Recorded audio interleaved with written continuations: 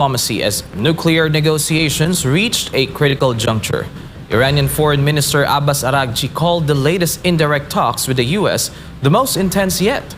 Meanwhile, the USS Gerald R. Ford stopped in Crete, sparking fears the island could be a military target. While tensions rise in the Mediterranean, Washington is shifting the narrative on Cuba. Secretary of State Marco Rubio blamed decades of mismanagement for the island's economic collapse, dismissing claims that the U.S. embargo is to blame. Beyond the Caribbean, North Korea's leader signals willingness to re-engage with Washington. Kim Jong-un said he can get along with President Trump during a massive military parade in Pyongyang, making a rare appearance with his daughter to showcase the arsenal. From diplomacy to direct conflict, military tensions erupt along the Pakistan-Afghanistan border. Both nations exchanged heavy fire, accusing each other of sparking the deadly cross-border engagements. As border tensions flare in South Asia, China imposes new restrictions on Japan. Beijing added 20 Japanese entities to its export control list, citing military buildup concerns, but claiming regular trade remains unaffected. Back home, a heated exchange between Malacanang and former Congressman Mike Defensor sparks controversy. The palace called him Ador Mawanay 2.0 after new witnesses emerged in a multi-billion peso bribery scandal. Defensor fired back, urging the administration to focus on corruption, not distractions. And finally, a Hollywood family rift goes public on big screen. Maddox Jolie dropped Pitt from his mother's latest film credits following his sister Shiloh in distancing from their father Brad Pitt. I'm Carlo de la Peña. Newsline World starts now.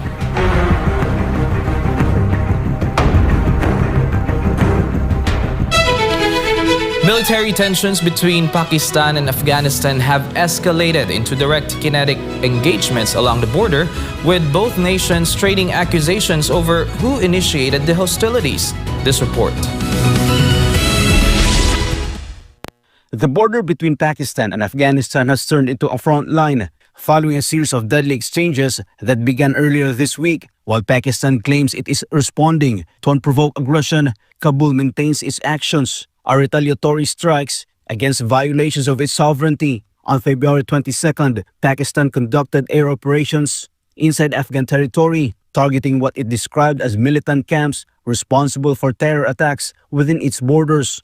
Islamabad maintains that these strikes were a necessary act of self-defense against groups operating from Afghan soil. However, the Taliban government in Kabul presents a different sequence of events. Afghan authorities claim the escalation was triggered by Pakistan's air incursions into the Nangarhar and Paktia provinces, which they condemned as a violation of their national sovereignty. By February 26, the conflict intensified with reported air operations over Kandahar and Kabul. The Taliban maintains that its forces only struck Pakistani border posts in direct retaliation for the initial air attacks. As both sides exchange heavy fire, neutral observers note that independent verification of the first shot remains unavailable, while Pakistan points to militant activity and border fire as the catalyst. Afghanistan cites the violation of its airspace as the primary provocation. The broader escalation is fueled by months of rising friction over the use of Afghan territory by militant groups like the TTP and frequent Pakistani strikes that Kabul claims hit civilian areas. Reporting for Newsline World, Almar Forsuelo, SMNI News. China has added 20 Japanese entities to its export control list, citing concerns over Japan's military buildup and what it calls growing nuclear ambitions, while assuring that regular trade will not be affected. Faye Agustin has the news. China says the move is aimed at safeguarding national security. Speaking in Beijing, He Yongqian, a spokesperson for China's Ministry of Commerce, described the decision as legitimate, reasonable, and lawful. She accused Japan of accelerating its remilitarization, including efforts to ease arms export restrictions, develop offensive military capabilities, and revisit its free non-nuclear principles. 近期日本扩军备武步伐加速，推动取消武器出口限制，发展进攻性军事力量，谋求修改无核三原则，反映出日本加速推进再军事化的危险动向和拥核企图，对地区和世界和平构成威胁。中国作为负责任大国，一贯积极履行防扩散国际义务。中方于2月24日将日本有关实体列入出口管制管控名单和关注名单，目的是制止日本再军事化和拥核企图，完全正当、合理、合法。He also spoke on the upcoming sixth round of Sino-US trade talks, highlighting China's commitment to ongoing dialogue. 中美双方通过中美经贸磋商机制，在各层级持续保持沟通。中方愿与美方一道，共同落实好、维护好两国元首釜山会晤和2月4日通话共识，通过平等协商，妥善管控分歧，拓展务实合作，维护中美经贸关系健康、稳定、可持续发展，更好造福两国，惠及世界。关于磋商的具体消息，请你持续关注。China says these moves signal a push for responsible economic engagement while safeguarding national security and advancing international cooperation. This has been Faye Agustin, your global citizen correspondent, reporting for Newsline World. With trade and innovation at the center of discussions, German Chancellor Friedrich Merz wrapped up meetings in Hangzhou, one of China's leading tech hubs, as Berlin seeks to balance economic ties with strategic concerns. Joy Tabanao tells us more. German Chancellor Friedrich Merz concluded his official visit to China on Friday with a stop in Hangzhou, the country's leading technology hub, ahead of a scheduled trip to Washington. During his visit, Merz met with local officials and business leaders, focusing on trade, innovation, and economic cooperation between Germany and China. Hangzhou, home to several major technology firms, served as a key backdrop for discussions on digital transformation, green technology, and investment opportunities. The trip comes amid ongoing efforts by Berlin to balance economic ties with Beijing while addressing concerns over market access, supply chains, and geopolitical tensions. Merz is expected to travel to Washington next, where talks are likely to center on transatlantic relations, security cooperation, and coordinated economic policy. German officials described the China visit as part of a broader strategy to strengthen global partnerships while safeguarding national and European interest. Joy Tabanao, your citizen correspondent, reporting for Newsline World. Up next, Iranian Foreign Minister Abbas Araghchi called the latest indirect talks with the U.S. the most intense yet. Meanwhile, the USS Gerald R. Ford stopped in Crete, sparking fears the island could be a military target. Secretary of State Marco Rubio blamed decades of mismanagement for the island's economic collapse, dismissing claims that the U.S. embargo is to blame. And North Korean leader Kim Jong-un said he can get along with President Trump during a massive military parade in Pyongyang, making a rare appearance with his daughter to showcase the arsenal. More news when Newsline World returns.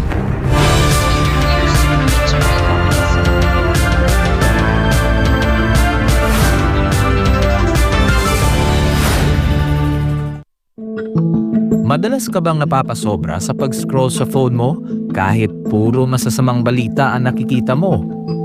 Isipin mo ito. Nakahiga ka na sa kama, nagche-check lang ng phone bago matulog. Tapos, hindi mo na malayan, ilang oras ka na palang nagbabasa at nanonood ng mga balita tungkol sa digmaan, sakuna, politika, at lahat ng masasamang nangyayari sa mundo. Nakakaramdam ka na ng kaba at pagod.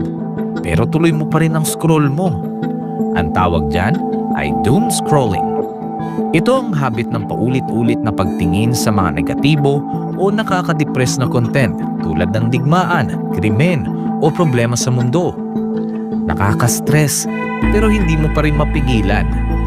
Ayon sa isang pag-aaral ng Texas Tech University, ang sobrang konsumo ng masasamang balita ay nauugnay sa pagtaas ng stress, anxiety at pisikal na sintomas gaya ng pagkapagod at sakit ng ulo. Ayon naman sa Harvard Health, ang doom scrolling ay nagpapataas ng fight or flight hormones tulad ng cortisol at adrenaline na nakakapagpabigat ng isip at katawan. Nakakaapekto ito sa iyong mood, tulog at maging sa mental at physical health mo. At kapag naman puro memes at random na content ang pinapanood mo ng sunod-sunod hanggang sa mawalan ka na ng gana na mag-isip at gumawa ng iba pang gawain, ang tawag naman dyan ay brain rot. Sa Gen Z at tinatawag na internet culture, ang brain rot ay overconsumption o sobrang tagal na panonood ng paulit-ulit, mababaw, magulo o walang saysay na content online hanggang sa parang manhid na ang utak mo. Kapag nasobrahan, syempre, nakakasama. Nawawalan ka na ng focus, nawawala ang motivation, hirap mag-isip ng malalim, parang lutang o foggy ang utak. Masaya sa simula, pero kapag sobra, napapagod ang isip mo. Nahihirapang mag-concentrate at parang lutang. Mas delikado pa ito sa mga bata dahil ang utak nila ay nasa proseso pa ng pag-develop. Kaya mas malakas ang epekto ng doom scrolling at brain rot sa kanila. Maaaring makaapekto sa pag-aaral, pag-iisip at pakikitungo sa iba.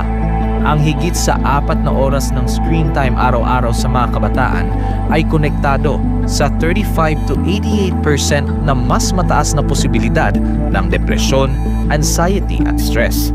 Base ito sa isang malawakang pag-aaral sa Brazil. Kaya, maging balanse. Magpahinga sa screen, magbasa, makipagkwentuhan, magdasal, maging present lagi.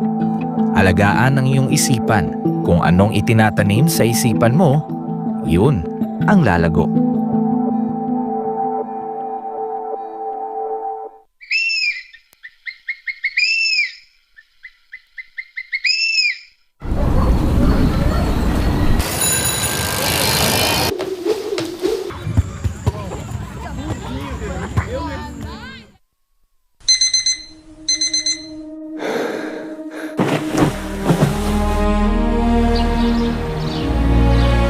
Every day begins with a choice: to stay down or to rise and chase the dream. For athletes, success is not built overnight. It is shaped in silence long before the crowd arrives. When you become an athlete in any sport events like boxing, any kind of gymnastics or any kind of triathlon, ganon. You are a runner, you are a marathoner, you are a boxer, you are an Olympic athlete. There's a lot of restrictions compared to a regular person who is not involved in any kind of this kind of sports. Restrictions are not punishment. They are preparation. For the athlete, it's nothing. It's their lifestyle. For the regular John Doe outside looking at you, parang naawa sila eh. Yung pagkain mo, puro healthy. It needs a lot of discipline for an athlete in a competition. The same is true in the spiritual life.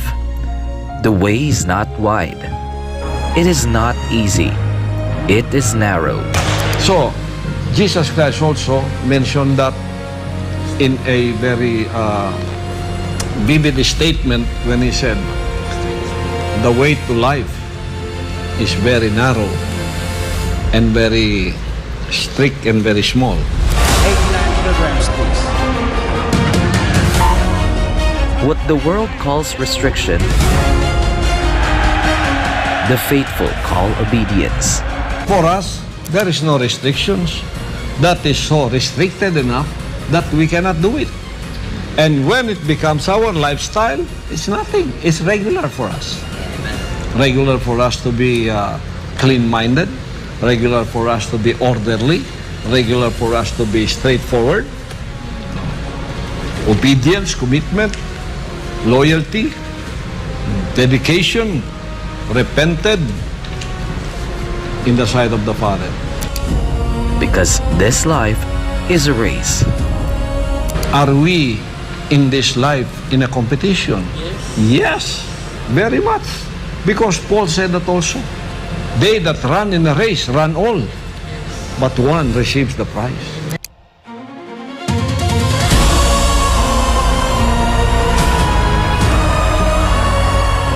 Not everyone who runs wins.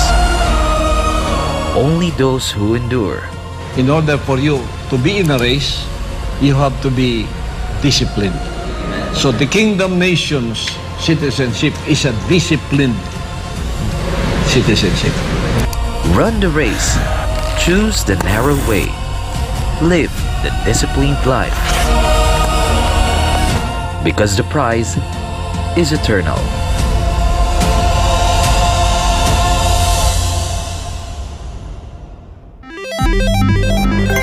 Isang pindot lang, pwede kang maka-jackpot. Mukhang masaya at easy money lang. Sa murang halaga, pwede ka na tumaya sa online gambling at e-casino apps. Mayroong sabong, slot machines, mahjong, poker at iba pa. Kailangan mo lang ng smartphone, e-wallet at internet. Pero ang aliw na ito, unti-unting nagiging bitag para sa mga Pilipino. Lalo na kung ang paborito mong artista o influencer ang mukha ng app. Mas madaling makaengganyo, diba? Parang safe naman kasi may kilalang mukha. Pero sa likod ng ngiti, sugal pa rin ang itinutulak. At syempre, mas madali ring itago ang pagkalulong sa bisyong ito. Walang pisikal na kasino o pasugalan, walang kaharap, walang accountability, kaya't mas lumalala ang adiksyon. Dagdag pa rito, maraming online gambling apps at walang regulasyon. Sa likod ng mga makukulay na interface at papremyo, nakatago ang problemang bumabalot ngayon sa bansa. Ang pagkalulong ng maraming Pilipino sa online gambling. Pwede maglaro kahit saan, kahit kailan, kahit sino, bata man o matanda, pwedeng malulong. Ayon sa mga eksperto, ang pagkakalulong sa online gambling ay nagdudulot ng matinding stress at anxiety, pagkakabaon sa utang, pagkawasak ng pamilya, pagkawala ng tiwala sa sarili. At tulad ng ibang bisyo, may mga senyales ito tulad ng hindi makapagpigil kahit walang pera, palihim na tumataya, pagpapabaya sa trabaho, pamilya o sarili. Sa bawat taya, may mga taong tunay na kumikita, mga malalaking negosyante at investors na negosyo ang bisyo ng masa. Para sa kanila, perang pumapasok lang ito. Pero para sa ordinaryong Pilipino, kabuhayan at relasyon ang nauubos. At ang masakit, tila matagal itong nahayaan. Hindi ito naging prioridad ng mga nakaupo sa taas hanggang sa sobrang lumala at halos naapektuhan na ang buong komunidad. Ngayon, sa dami ng nalulung at sa laki ng pinsalang naidulot, sa kapalalong umugong ang mga panukalang batas para higpitan ng online gambling, gaya ng pagbabawal sa paggamit ng e-wallets para tumaya, pagtaas ng minimum bet, mas mahigpit na identity verification, pag-block ng mga illegal na gambling sites, at bawasan o ipagbawal ang mga ads na target ang kabataan. Maaari itong magmukhang laro lang, pero sa katotohanan, isa itong sugal sa kinabukasan. Ang kita na dapat sa mga pangunahing pangangailangan o ipon na uubos sa sugal. At sa mundo ng online gambling, mas madali kang matalo kaysa manalo. Huwag hayaang sugal ang magdikta sa iyong buhay. Isang paalala mula sa SMNI.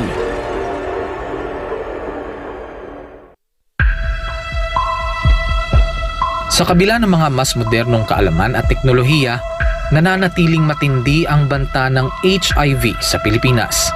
Pero gaano nga ba kalala ang sitwasyon?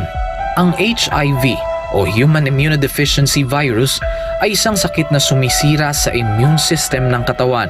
Ngunit tandaan, hindi ito nakukuha sa simpleng pakikisalamuha.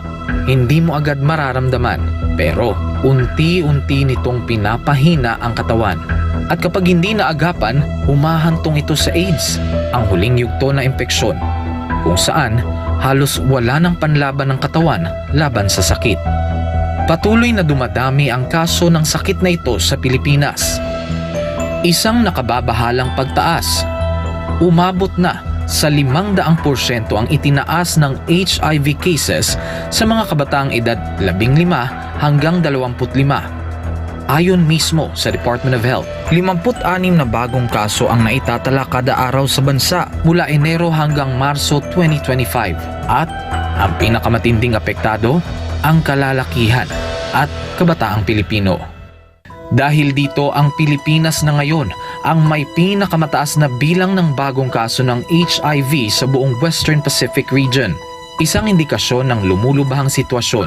Kaya nananawagan ng Department of Health gawing opisyal at urgent ang laban sa HIV sa pamamagitan ng isang Public Health Emergency Declaration. Kalalakihan ng pangunahing apektado. 95% ng bagong kaso ay lalaki. Mahigit 1/3 ay kabataang nasa edad 15 hanggang 24.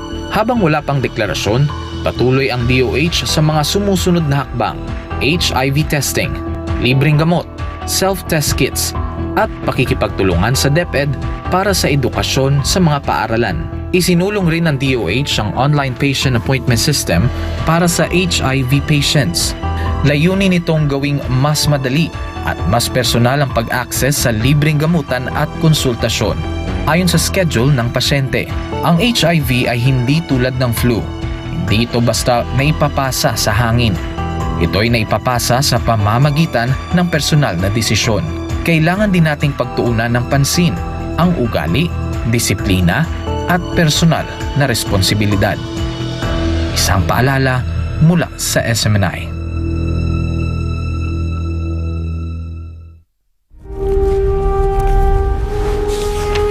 Pasasaan pa ang kalayaan kung ang mga alipin ngayon ay sila din naman mang-aalipin bukas.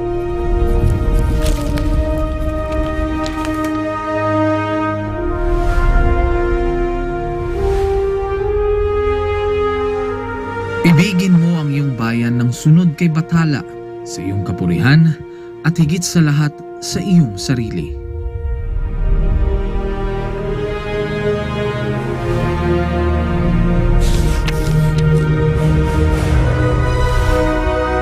Hindi natin mapapalaya ang ating mga sarili maliban kung sumulong tayo na nagkakaisa sa iisang hangarin. Ang tunay na makabayan ay ang tumutupad ng pagpapabuti ng kanyang mga kapwa, gaano man kaaba ang kanyang katungkulan. Naway magsilbing paalala ang kanilang mga salita upang lalo nating mahalin at tapat na paglingkuran ang minamahal nating inang bayan.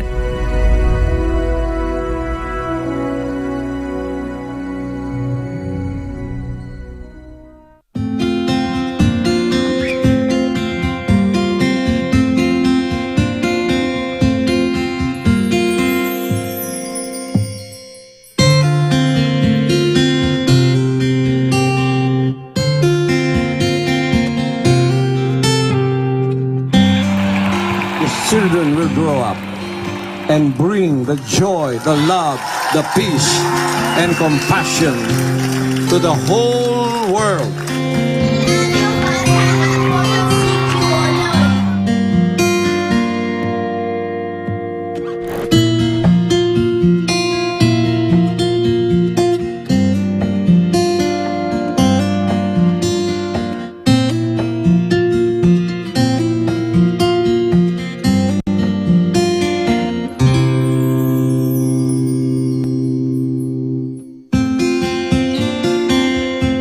We only have one planet. We only have one Earth. And I hope that this new generation of children that we have reached out will become millions and billions and bring peace on Earth. Bring peace to humanity.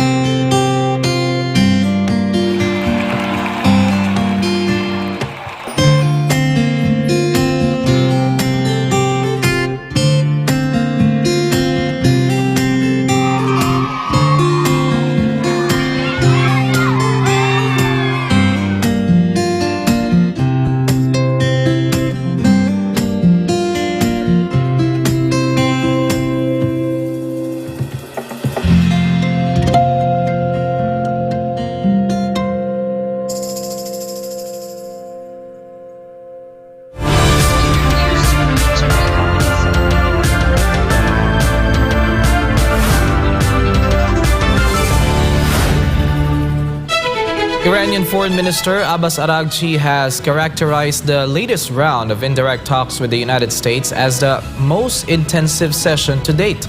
Meanwhile, the USS Gerald R. Ford makes a strategic stop in Crete.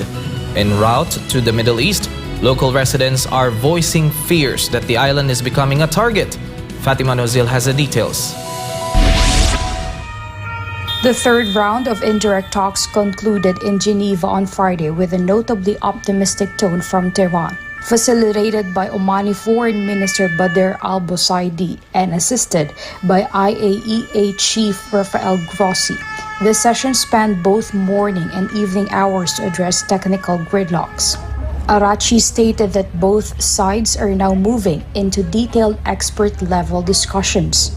A technical assessment is scheduled to begin this Monday in Vienna, where experts will work to align technical frameworks with the political demands of both capitals. امروز میتونم بگم که یکی از جدی‌ترین و طولانی‌ترین و خیلی جدی وارد عناصر یک توافق شدیم، هم در حوزه هسته‌ای و هم در حوزه تحریم‌ها. Despite the progress, the pressure remains high. A fourth round of negotiations is expected within a week, even as Washington continues to bolster its military presence in the Middle East as a hedge against a potential diplomatic failure. Meanwhile, the world's largest aircraft carrier, the Gerald R. Ford, departed Suda port on Thursday, but its presence has left behind a wave of local resentment. Merchants and business owners in Hanya expressed deep concern that hosting U.S. and NATO assets makes the island a primary target for Iranian retaliation should the Geneva nuclear talks collapse into war. Δεν πουλιόμαστε για τόσα λίγα, ούτε για περισσότερα, ούτε για τίποτα δεν πουλιόμαστε. Πρέπει να φύγουν, να ξεκουμπιστούν. Η Δημοτική Αρχή έχει φτάσει σε σημείο τόσο έξω από το συναίσθημα του κόσμου, που εσύ πληρώνεις τα σκουπίδια σου και εγώ πιο ακριβά από ό,τι τα πληρώνει η Αμερικάνικη βάση. Δηλαδή εδώ έχουμε καουμπόιδες.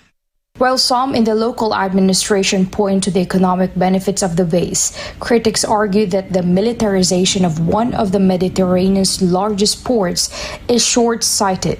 As regional tensions simmer, the people of Crete say they are unwilling participants in a conflict that could reach their own shores.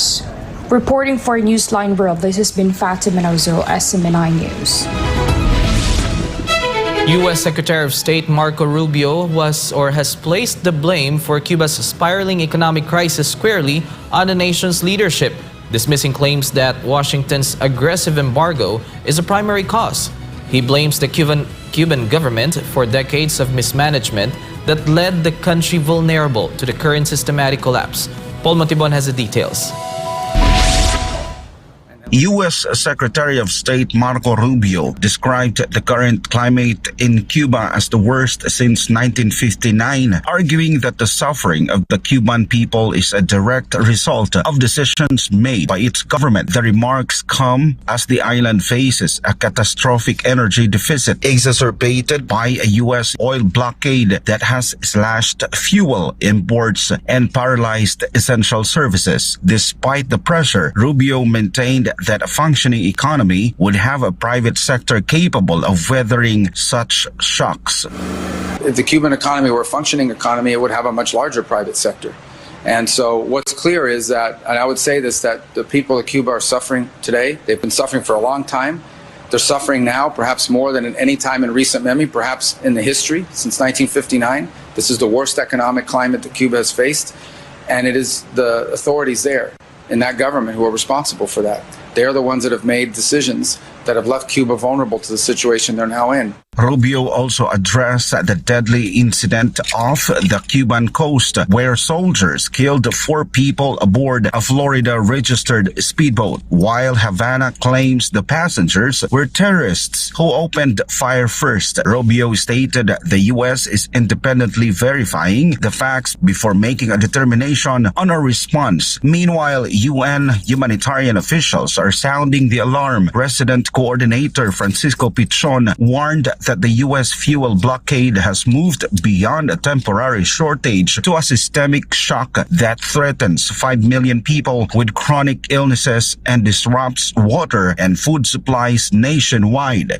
It is a more systemic energy shock that has become the primary humanitarian risk multiplier. As you know, fuel is not just a commodity. In Cuba today, fuel determines whether hospitals can function, whether water reaches households, whether food is distributed, whether medicines are transported, and so on. As the energy shortages continue, the vulnerabilities are rapidly escalating into a more acute humanitarian risks. While Mexico has offered to send humanitarian oil shipments to Cuba, the UN notes that would require a specific carve-out or exemption from Washington's sanctions. In a contrasting update on regional policy, Rubio highlighted what he called very positive steps toward national reconciliation in Venezuela after U.S. forces captured Nicolas Maduro last month. Reporting for Newsline World, this has been Paul Montebon, SMNI News. Tensions escalated between Malacanang and former Congressman Mike Defensor following revelations about an alleged next batch of witnesses in a multi-billion peso bribery controversy. The palace branded Defensor as Ador Mawanay 2.0, but he fired back, urging officials not to divert attention from corruption issues and to maintain professionalism. This report. Palace Press Officer Undersecretary Claire Castro questioned the credibility of former Congressman Mike Defensor after he claimed that another group of former soldiers would soon expose alleged bribery within the government. Castro said statements like these clearly aim to destabilize the administration. Mike Defensor, the known Wonder Boy. Marami sa kanyang talumpati ang naghihikayat sa ating mga kababayan natanggalin sa pwesto ang ating Pangulo. Alam na natin ang motibo. Mike Defensor again, Ador Mawanay 2.0. Kilala ang salitang mawanay dahil sa pamimilit di umano sa kanya na gumawa ng peking salaysay. Defensor quickly denied the accusations, insisting he had no involvement whatsoever in the Ador Mawanay controversy and accused the palace of spreading misinformation. Well, unang sa lahat, yung pag-spin nila ng kwento mali. Bakit mali? Kasi yung Ador Mawanay, ni wala kahit anong issue o involvement ako dyan na mix up nila ay yung udong mahusay. Yan yung, at mismo si Senator Ping Lacson na nagklaro dyan na sa isang press conference, sabi niya hindi, udong mahusay ang pinipilit nilang kwento. Defensor reminded Castro to exercise caution in her statements, saying Malacanang is not a store where gossip can be casually thrown about. Si Jose Claire Castro ay spokesperson ng presidente at dapat siguro may pag-iingat sa mga pagsasalita dahil hindi naman to kwentuhang chismisan na marites sa palengke o kaya sa sari-sari store. No, she's speaking for the president and represents Malacanang. Tapos, pangalawa, siyempre dapat yung posturing should be sober, precise, and statesmanlike. The former lawmaker challenged the palace to address the real issue of corruption instead of attacking his personality. Ang isyong to ay hindi tungkol sa akin o kay Claire Castro. Ang isyong to ay tungkol sa nakawan. Tungkol sa nakawan ng pondo ng bayan, delivery ng bilyong-bilyong pera.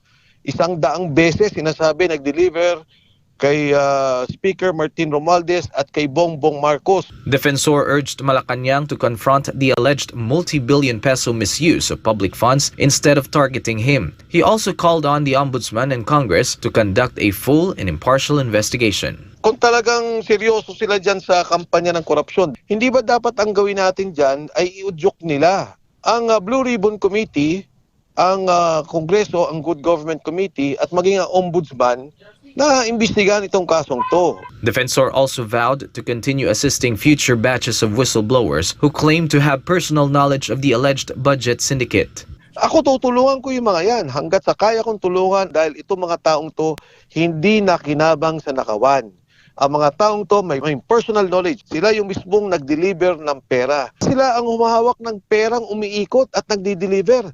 Meanwhile, the Armed Forces of the Philippines clarified that the individuals presented are no longer under their jurisdiction due to their current service status. The Philippine Navy also stated that based on their records, not all those who surfaced were members of the Marine Corps, and many were either discharged dishonorably or separated from service. Defensor, however, maintained that these clarifications are immaterial, stressing that the alleged multi-billion peso bribery has nothing to do with military operations. For God and my beloved country, the Philippines, this has been Carlo de la Peña, SMNI News. Following his veto of billions of pesos worth of allocations, President Ferdinand Marcos Jr. is now carefully studying a proposed reform to the country's budgeting system. Under the proposed Philippine Budgeting Code, the release of unprogrammed funds will be tightened to prevent potential abuse. Creselyn Catarong reports. The proposed Philippine Budgeting Code is still in the policy development and consultation stage. According to Presidential Communications Office Under Secretary Claire Castro, the proposed reform is currently under review and will undergo thorough evaluation by the economic team before it is submitted for the President's final approval. A central policy intention under the proposed reform is to ensure that unprogrammed appropriations are confined to a limited and clearly defined purpose, thereby preventing its use as a broad or discretionary funding mechanism and enforcing fiscal discipline. Part of the proposed reform includes limiting unprogrammed appropriations so that they will not exceed 5% of the total national budget. The precise threshold, however, will remain subject to further deliberation and the President's approval in the context of the proposed budgeting code. It can be recalled that in January, the President vetoed several items under unprogrammed appropriations amounting to nearly 92.5 billion pesos in the 2026 national budget. According to the President, the veto was carried out to ensure that public funds are used solely for clear national interests and are not subject to abuse. Reporting for Newsline World, this has been Creselyn Catarong, SMNI News.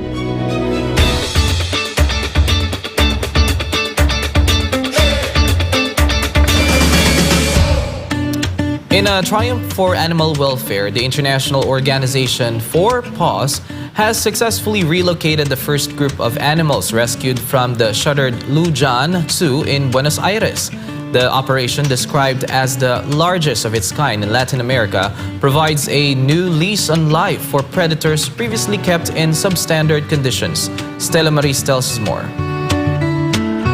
After years of uncertainty following the closure of Lujan Zoo in 2020, 3 of its most vulnerable residents have finally reached their forever homes. Brown bears Gordo and Florencia arrived at the Belitsa Bear Sanctuary in Bulgaria on February 24th, while the tigress Flora was transported to the Felida Big Cat Sanctuary in the Netherlands. Footage shows the moment these animals took their first steps into spacious, natural enclosures, a stark contrast to the restrictive cages of their past. The rescue was particularly critical for Flora the tigress, who underwent surgery for painful ingrown claws that had left her unable to walk for months. The complex mission is part of a massive undertaking for 4paws, whose experts have evaluated more than 60 big cats at the former zoo site. This relocation marks the beginning of a larger effort to find definitive destinations for dozens of specimens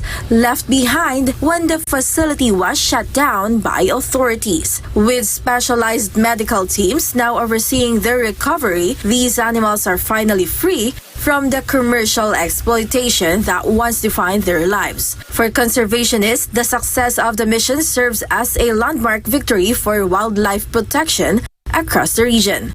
This has been Stella Maris, your citizen correspondent, reporting for Newsline World.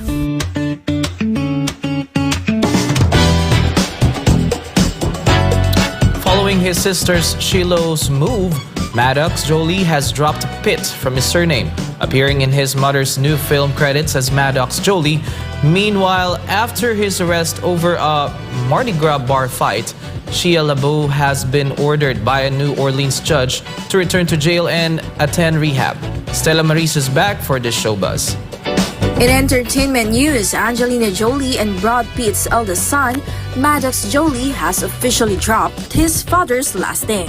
The 22-year-old made the change 8 months after his sister Shiloh did the same. The update came to light when Maddox was listed in the end credits of his mother's latest film, Couture, as Maddox Jolie instead of Maddox Jolie Pitt. Maddox is the eldest of Angelina Jolie and Brad Pitt's 6 children. The name change marks a personal decision as he continues to carve out his own path in adulthood. Fans and media alike are watching closely as the Jolie Pitt family navigates these personal choices.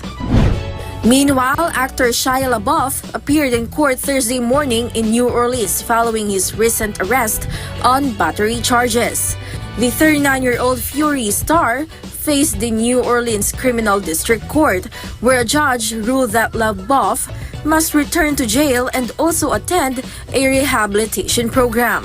LaBeouf's court appearance highlights ongoing legal troubles for the actor, who has faced multiple incidents involving public altercations in recent years. Authorities say he is required to seek rehabilitation to address underlying issues while ensuring accountability for his actions. This has been Stella Maris, your citizen correspondent, bringing you the latest showbuzz.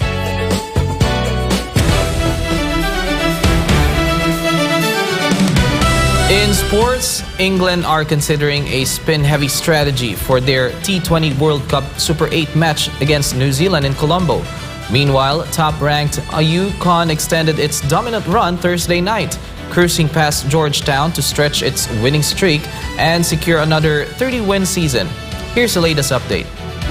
England could recall leg spinner Rehan Ahmed for their T20 World Cup Super 8 match against the New Zealand national cricket team in Colombo, after spin dominated on the same surface earlier this week.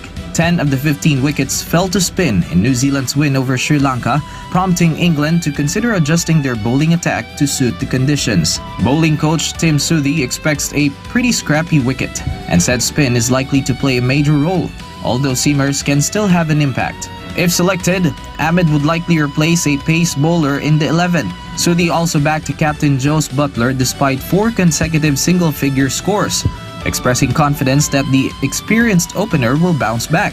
England have already secured a semi-final place after defeating Pakistan, a strong response following their Ashes disappointment under coach Brendan McCullum. The UConn Huskies women's basketball beat the Georgetown Hoyas women's basketball 84-52 to extend their winning streak to 46 games and improve to 30-0, marking their 57th straight Big East regular season win. Azzi Fudd led the way with 24 points and 4 steals in her final regular season home game, scoring 13 in the opening quarter to set the tone. Sarah Strong recorded a double-double with 13 points and 11 rebounds, along with 7 assists, including 11 points in the second quarter, as UConn built a 48-25 halftime lead. Ashlyn Shade added 12 points, Kaylee Heckel chipped in 11, and Blanca Quinones finished with 10 points and 4 steals as the Huskies opened the third quarter with a 13-0 run to put the game out of reach. UConn completed a perfect 15-0 home record this season, the 22nd time in program history they have gone unbeaten at home in the regular season and were presented with a Big East regular season trophy after the game.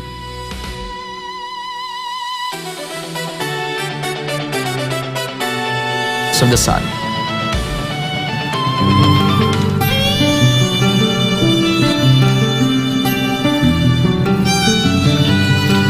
Do what is right.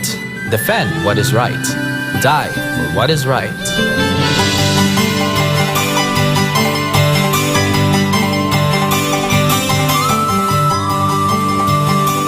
And that's all for this edition of Newsline World. For God and my beloved country, the Philippines, I'm Carlo de la Peña. Thank you for watching. Goodbye.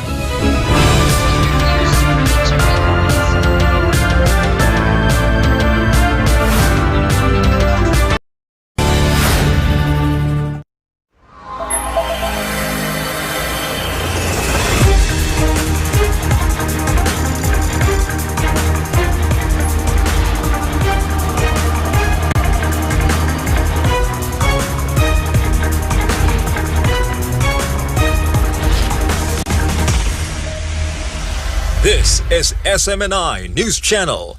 Truth that matters.